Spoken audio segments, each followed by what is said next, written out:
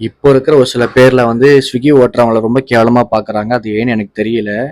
இப்போ ரீசென்ட்டா என்ன பிரச்சனை ஆச்சுன்னு பார்த்தீங்கன்னா, நானும் என்னோட ஃப்ரெண்டும் வந்து 10 மணிக்கு மேல ஸ்விக்கில ஆர்டர் போட்டிருந்தோம். நாங்க இருக்கிறது பார்த்தீங்கன்னா, ஒரு கேட்டட் கம்யூனிட்டி. அதாவது ஒரு அபார்ட்மெண்ட்டு. அதனால 10 மணிக்கு மேல ஆர்டர் போட்டா கேட்டு கிட்ட வந்து வாங்குற மாரி வச்சிருப்பாங்க. அதே மாரி 10 மணிக்கு மேல தான் ஆர்டர் போட்டோம்.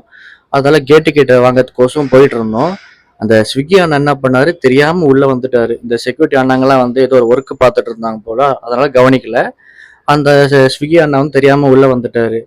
உடனே இந்த செக்யூரிட்டி அண்ணாங்கலாம் வந்து அவர புடிச்சு, மிரட்டி, ஒரு மாரி இழிவுபடுத்தி பேசுறாங்க. நானும் என்னோட ஃப்ரெண்டும் உடனே போய் சொல்லிட்டோம். இந்த மாரி தேவையில்லாம பேசுற வேலைலாம் வச்சுக்காதீங்க. அவர் என்ன தப்பு பண்ணாரு? தெரியாம உள்ள வந்துட்டாரு. அவர் தெரிஞ்சிருந்தா கண்டிப்பா வந்திருக்க மாட்டாரு. அப்படின்ற மாரி பேசிட்டு அந்த செக்யூரிட்டி அண்ணாங்களும் போயிட்டாங்க. நான் ஒரு கேள்வி கேட்கிறேன். இப்போ டெலிவரி அதாவது ஃபுட் டெலிவரி ஜாப் வந்து அவ்வளோ கேவலமான வேலையா?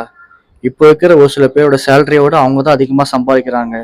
தன்னுடைய ஃபேமிலிய காப்பாத்துக்கோசம் எவ்வளோ தூரம் நைட்டும் பகலும் பார்க்காம இவ்வளோ தூரம் கஷ்டப்படுறாங்க. அவங்கள ஏன் இப்படி இவ்வளோ கேவலமா பேசுறீங்க? எந்த தொழிலும் மோசமான தொழிலே கிடையாது. அவங்க வந்து நல்ல வகையில தான் சம்பாதிக்கிறாங்க. யார் வயித்துலயும் அடிச்சியோ, இல்ல திருடியோ சம்பாதிக்கல. தயவு செஞ்சு ஃபுட் டெலிவரி பண்றவங்கள மதிக்க கத்துக்கோங்க. இந்த மாரி கேவலமா பேசுறதுனால உங்களுக்கு எதுவும் இதுவாக போறதில்ல. ஓகேங்களா? அவங்க பார்க்குற வேலை நியாயமான தொழில்.